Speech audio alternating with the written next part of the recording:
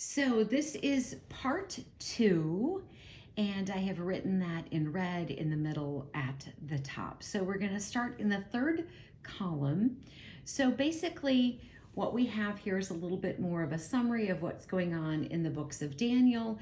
In Daniel 3, we see that there's a statute that is made and that he will refuse to worship, will be thrown into the fiery furnace.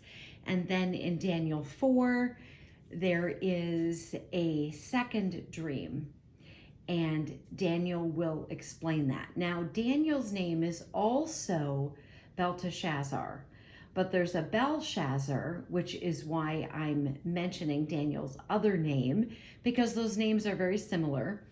But Belshazzar is the son of Nebuchadnezzar. So we've got Daniel's other name, Belteshazzar, and Belshazzar. So Belshazzar, the son of Nebuchadnezzar, will have a feast, and they will praise the gods of the gold, silver, bronze, iron, and clay.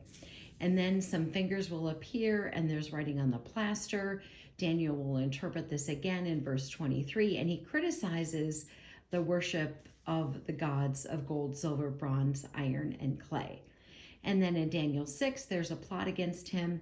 He is thrown in with the lions.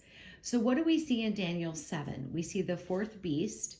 It states that the fourth beast has teeth of iron in verse 7 and teeth of iron and nails of bronze. In Daniel 10, there is a vision. And in verse 5, we see that it speaks about a waist of gold. And in verse 6, arms of feet like burnished bronze. So here's the other little rabbit trail that I went down, which we're going to do. In Ezekiel 8, we see this image of jealousy, and there is this information regarding the gates. And what I want to do is do a couple of videos on the gates, because we know there's a lot of information that it tells us about the gates in scripture, so we're going to talk about that. But in Ezekiel 9 verse 2, it speaks about a bronze altar. Revelation 9, in verse 9, we see that the locust, it says, has breastplates of iron. Revelation 17, there's the scarlet beast. In verse 4, who is adorned with gold. And in Revelation 18, it's speaking about Babylon. And I'm going to share with you passages beginning in verse 11. But basically, it says that no one will buy her merchandise, including that gold, silver, bronze, and iron. So Revelation 18, verse 11, here's what it says. And the merchants of the earth will weep and mourn over her, for no one buys their merchandise anymore.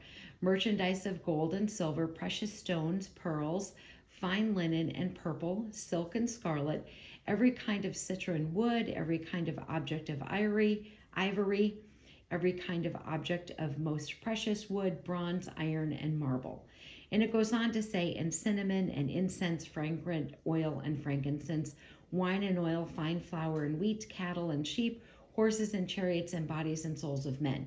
Now, think about this. Where is cinnamon? Where is that harvested? See, I know people have ideas about what they think Babylon is, but where is cinnamon? Where is that found? We should do a study on that as well. Okay, so the whole purpose of this was to see, is there a correlation between what happens in Daniel with the statue and the other areas of scripture where it speaks about all of that? We can see that there is this historical section in Daniel where it speaks about the kingdoms ruling over the earth. And then in Revelation, we see from what we just read that no one is going to buy Babylon's merchandise, which includes all of those things. So, armor up. We ride at dawn. May God bless you as always. Have a great day.